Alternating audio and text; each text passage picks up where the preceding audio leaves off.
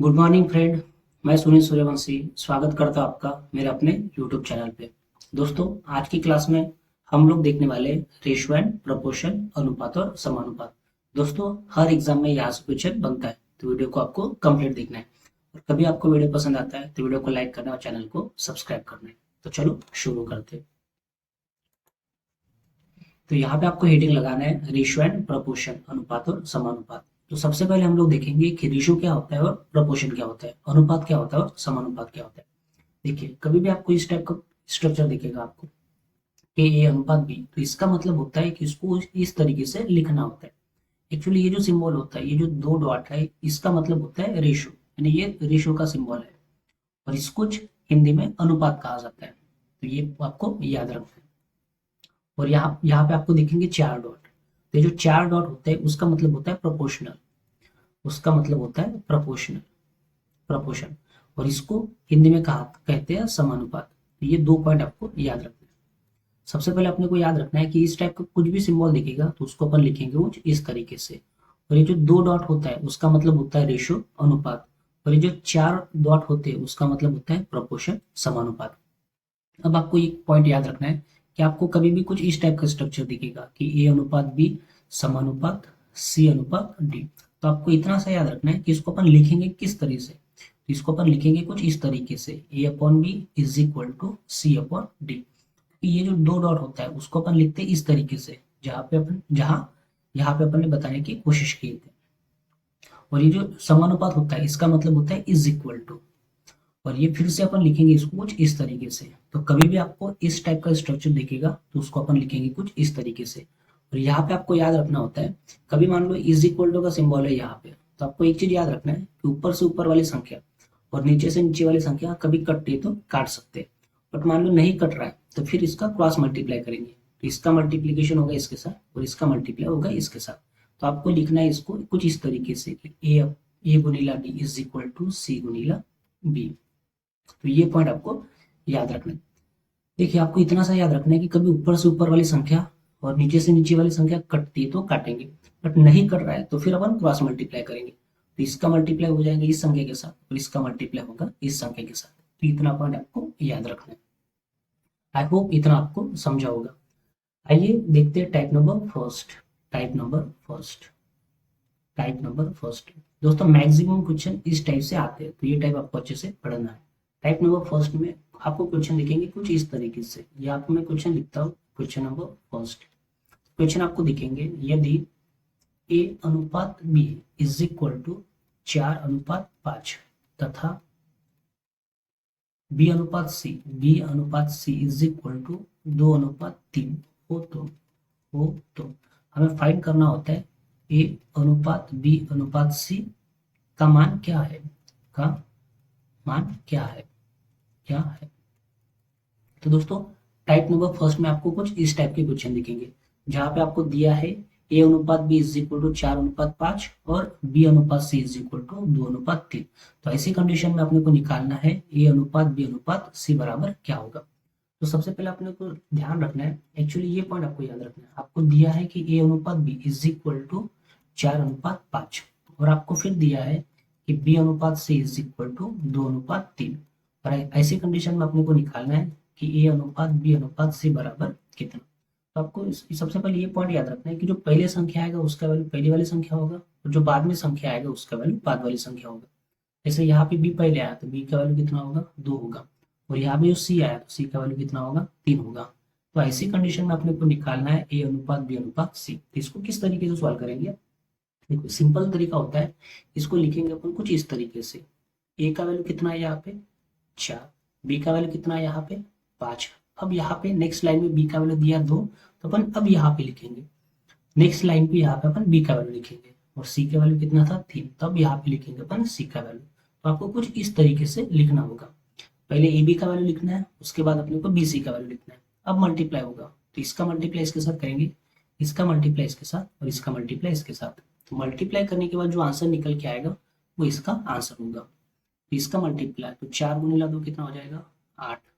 तो समानुपात 5 का मल्टीप्लाई 2 के साथ कितना हो जाएगा 10 और फिर 5 का मल्टीप्लाई 3 के साथ। तो ये अपना आंसर आएगा 8:10:15। तो इस टाइप के क्वेश्चन को आप इस तरीके से बना सकते हो। तो इसका आंसर होगा दोस्तों, इसका आंसर आएगा 8:10:15। आई होप ये क्वेश्चन आपको समझा होगा, और इस टाइप के क्वेश्चन को अपन इसी तरीके से बना सकते हैं। अब यहाँ पे आप देखते हैं question number second. Question number second आपको दिया कि यदि ए अनुपात बी इज इक्वल टू 7:9 तथा बी अनुपात सी इज इक्वल टू 3:5 हो तो हमें फाइंड करना है कि ए अनुपात बी अनुपात सी बराबर कितना होगा। देखो, इसको बनाने का तरीका है, आपको निकालना है, आपको दिया है ए बी का वैल्यू, दिया है 7:9, और उसी तरीके से आपको बी और सी का वैल्यू दिया है 3:5।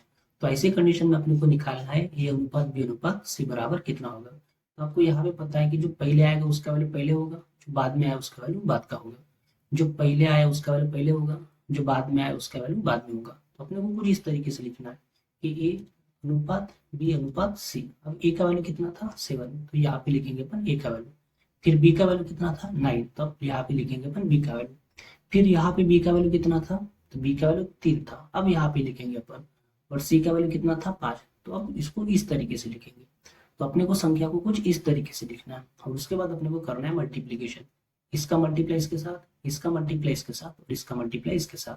अब मल्टीप्लाई करने के बाद जो आंसर निकल के आएगा वो अपना आंसर होगा।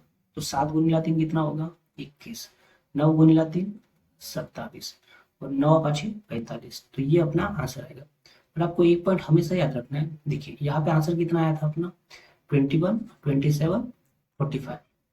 बट आपको इतना सा याद रखना है, कभी मान लो तीनों संख्या किसी एक ही संख्या से कटता है, या तीनों संख्या किसी एक ही संख्या के टेबल में आता है, तो उसको अपन उसी संख्या से काटने वाले। जैसे यहाँ पे अपना आंसर कितना आया था, अपना आंसर आया था 21, 27 और 45। अब ये भी संख्या 3 के टेबल में आती है, ये भी संख्या 3 के टेबल में आती है, और ये भी संख्या 3 के टेबल में आती है। कभी सभी के सभी संख्याएं किसी एक के टेबल में आती है, तो उससे अपन उसको छोटा करने वाले। तो 3 से इसको डिवाइड करेंगे तो कितना आ जाएगा 3 7 21, 3 9 27, और 15 3 45। तो काटने के बाद, संख्या को छोटा करने के बाद जो अपना आंसर निकल के आएगा वो अपना फाइनल आंसर होगा। तो इसका आंसर आएगा 7:9:15। आई होप ये क्वेश्चन आपको समझा होगा। दोस्तों, कभी आपको वीडियो पसंद आता है तो वीडियो को लाइक करना और चैनल को सब्सक्राइब करना है। आइए देखते नेक्स्ट क्वेश्चन। यहाँ पे आपको दिया है कि यदि ए अनुपात बी इज इक्वल टू 2:3, फिर आपको दिया कि बी अनुपात सी इज इक्वल टू 5:9 तथा सी अनुपात डी इज इक्वल टू 6:7 हो तो अब हमें निकालना है एबीसीडी का वैल्यू। ए अनुपात बी अनुपात सी अनुपात डी बराबर कितना।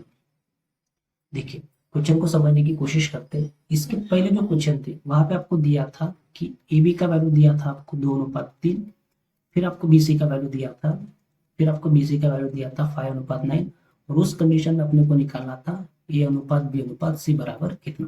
बट यहाँ पे आपको ए बी का भी वैल्यू दिया है, बी सी का भी वैल्यू दिया है, और सी डी का भी वैल्यू दिया है। उसके बाद आपको पूछा कि ए बी सी डी बराबर कितना होगा। तो इसको बनाने का भी वही तरीका है, आपको क्वेश्चन को थोड़ा ध्यान से देखना है।